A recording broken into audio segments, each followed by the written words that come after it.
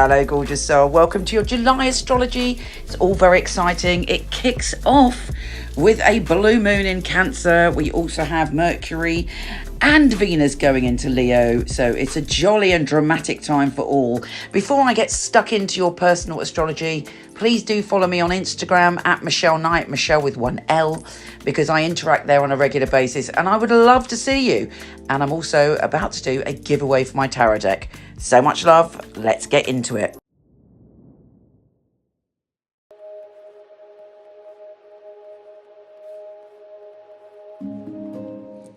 Sagittarius, your wild pony self is really frisky this month. You want to gallop and frolic and play and explore, and you will not like it if you're held back in any way. You just want to go, rah, this is the truth. This is my reality. Let's be real. Let's party and let's play. And that's because we're entering Leo season, fellow fire sign, and you've got to experience absolutely wild adventures this month. Be a little bit careful though, particularly after Mercury goes into Leo, because it makes you even more of a truth monster than usual. You can't help yourself. If somebody asks you a question, you are tempted to answer it, or not even tempted. You don't think you're going to speak your mind and say what you think. I mean, luckily for you, you're very uplifting, you're very optimistic, you're very playful, you're very funny, you're quite eccentric, and people are fascinated by you. But be careful, particularly if somebody's asking you something that, might be a bit sensitive, that you don't put your hoof in it and end up saying something inappropriate or harsh. Put that little hoof in a velvet glove and speak sweetly your truth, and all will be well. Venus is also going into Leo, fellow fire sign, as is the sun, and it is your friskiest time of year. You want to travel, you want to explore, you're fascinated by people that are unique and different in some way.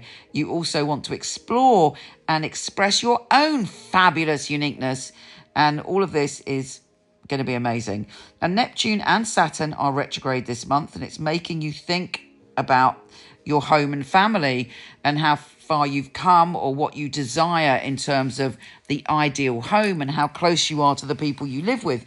If somebody's been annoying or you've felt stuck around your home for a long time, you're able to make some positive changes. Thanks to Venus trine Saturn, for instance, you're able to start to understand where your power is.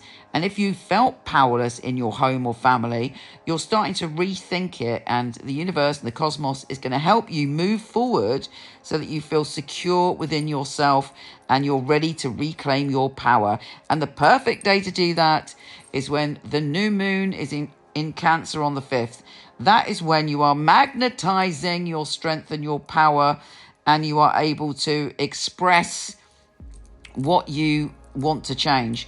Now, don't feel vengeful. Try not to dive into a pit of despair on that new moon. Surrender that crap to the universe. This is your time to go, do you know what? I'm ready to reinvent myself, stand in my magnificence and onwards. And I deserve to be able to express my power just like everyone else. A good day to do that is on the 8th, when Mercury is sextile Jupiter.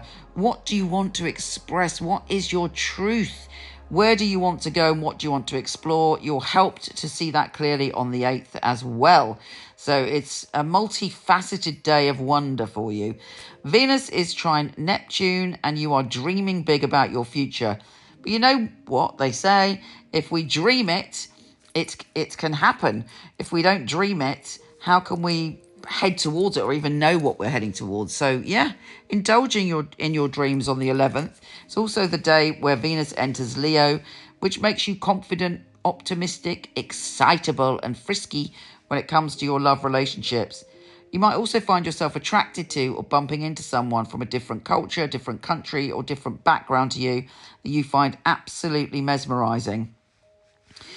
With Mercury retro shadow beginning on the 17th, if you want to travel, get it sorted out before the 17th. Otherwise, triple check your travel plans, as often when Mercury is retro shadow and retro, it can lead to some, problems when we're traveling.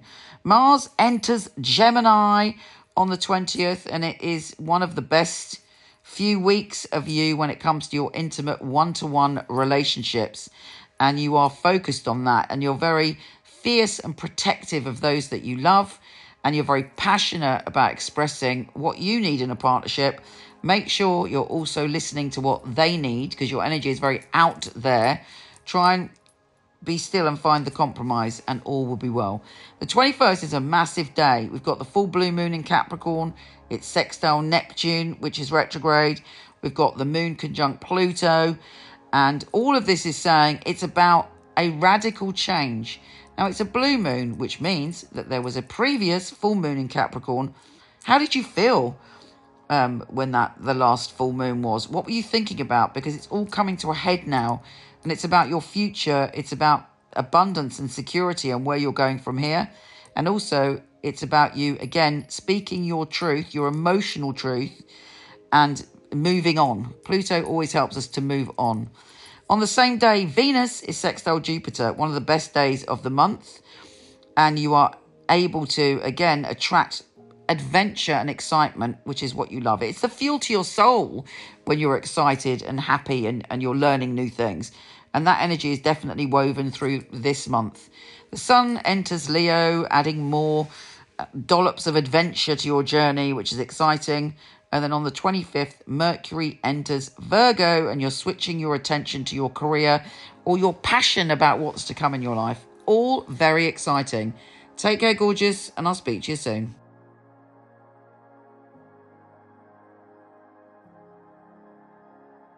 So here is the deck. I love the box. Got some of the tarot heroes on the front that are in my deck, which I'll tell you about later. It is flip top. How fabulous is that? I love that.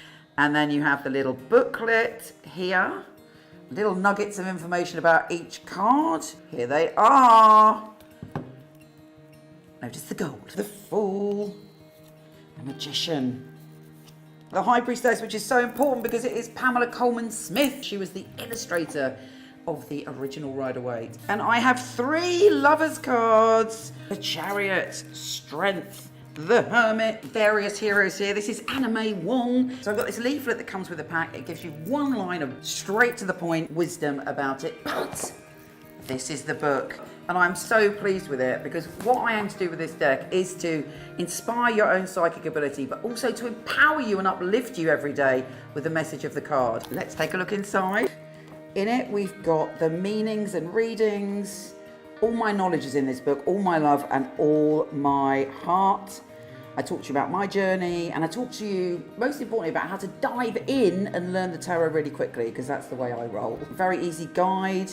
I talk to you about reversals and how to empower yourself and feel the love of the tarot. And then there's a little space where you can do your readings.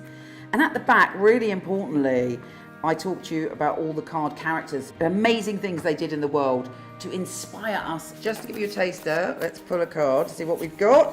Well, that is a great card. The 9 of Cups, the Wish card. The most basic interpretation of the 9 of Cups is that you're being given a massive cosmic yes. This book is my life's work. I've been doing tarot basically from when I was born.